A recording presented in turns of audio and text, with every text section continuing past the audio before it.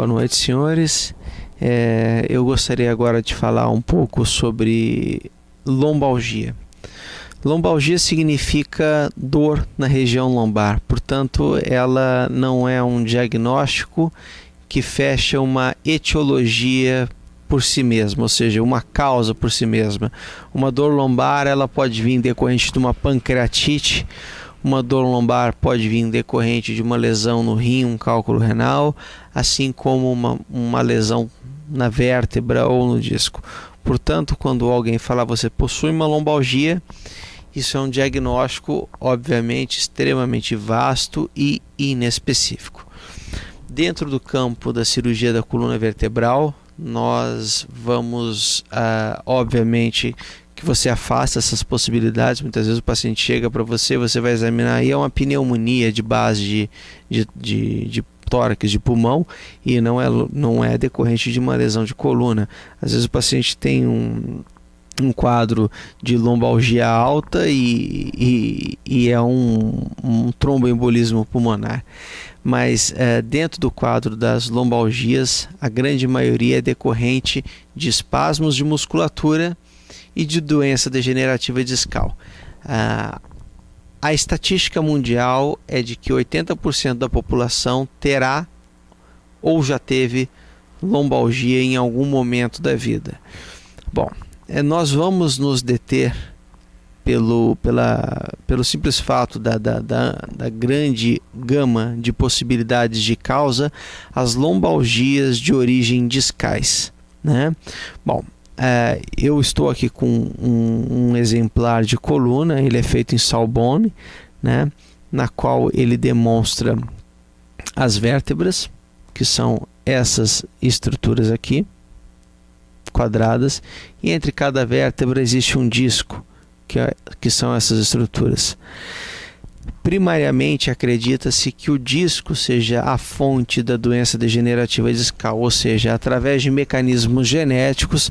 Isso não significa mecanismos hereditários, e sim genéticos, ou seja, a pessoa possui uma mutação genética que favorece a degeneração do disco.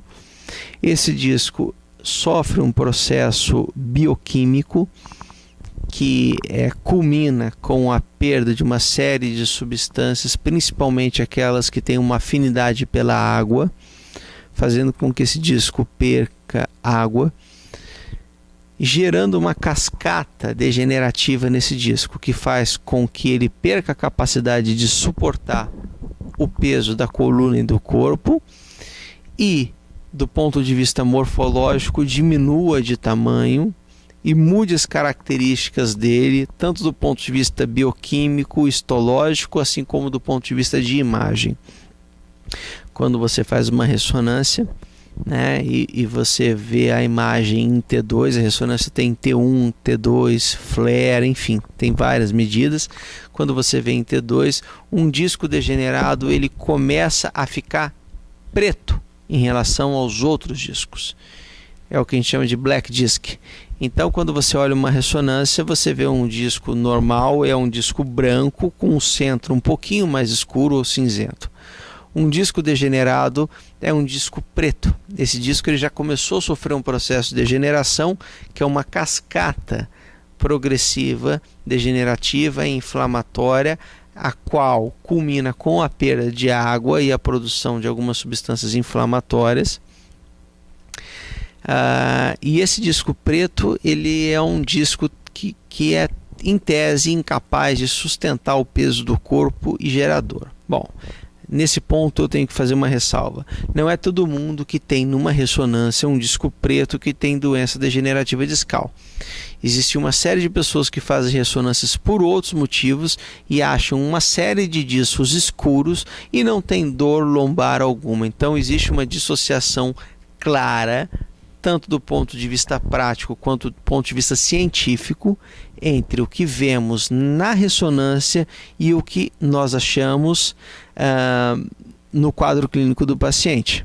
Ou seja, não é todo mundo que tem um disco alterado numa ressonância que tem uma doença degenerativa discal ou que deva ser submetido a uma cirurgia. Bom, vamos considerar o seguinte caso: uma pessoa de 28 anos, que começa com um quadro de dor lombar, uma dor lombar que piora quando está em pé, quando faz esforço, quando flete a coluna, ou seja, quando dobra a coluna para frente, alivia quando senta, mas quando fica sentado muito tempo e vai levantar, a dor piora, alivia quando deita, mas se ficar muito tempo deitado também dói quando vira na cama. Esse indivíduo muito provavelmente tem o que nós chamamos de doença degenerativa do disco, ou seja, o disco ele está degenerado e ele gera uma certa instabilidade. Como vocês podem ver aqui na imagem, o disco ele abrange praticamente toda a superfície do corpo da vértebra. Sendo assim, ele é uma estrutura tanto de sustentação quanto de promoção de mobilidade, assim quanto de estabilidade da coluna. Se um disco está muito degenerado, o que nós temos? Nós temos comprometimento da sustentação do peso, nós temos comprometimento do amortecimento de movimentos e nós temos comprometimento da estabilidade da coluna. O que é a estabilidade? Estabilidade é o que te permite fazer um movimento para frente e para trás, carregando o peso para um lado ou para o outro, sem sentir dor, né? E esse disco degenerado, muitas vezes, ele pode te gerar uma dor decorrente de uma instabilidade.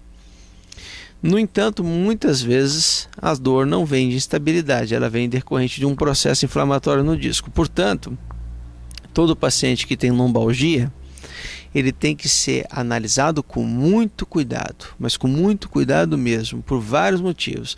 Primeiro, para que você explique para ele adequadamente o que está acontecendo, para que ele entenda e que ele faça o tratamento adequado. E segundo, para que você não opere esse paciente de forma precoce, sendo que ele pode muitas vezes ter um processo autolimitado e ser submetido a uma cirurgia.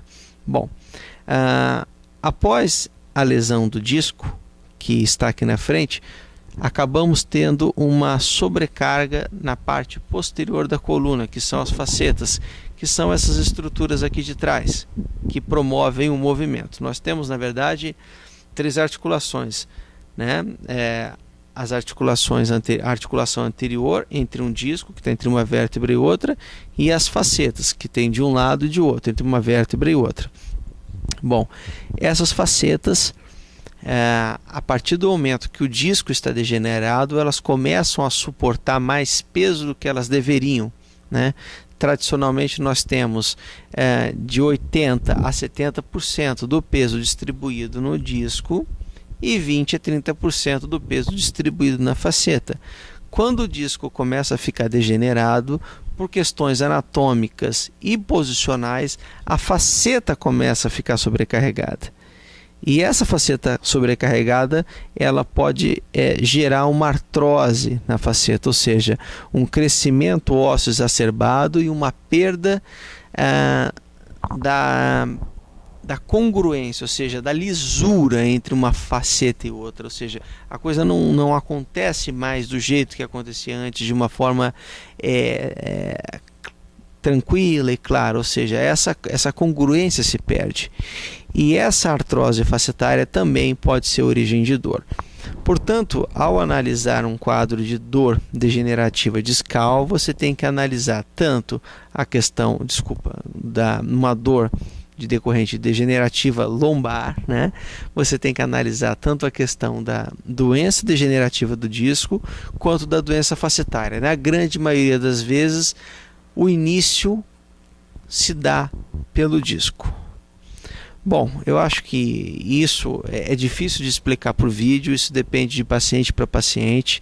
O quadro clínico e o exame físico são de extrema importância, associados a exames de imagem, raios-x dinâmicos, tomografias, ressonâncias quando necessárias, para que você ofereça um diagnóstico mais apropriado para o seu paciente e para que você ofereça um tratamento para ele que na grande maioria das vezes é conservador, não é cirúrgico. Bom, foi um prazer em falar com os senhores, espero que tenha ficado claro, apesar do assunto ser um pouco complexo. Tenham uma grande boa noite.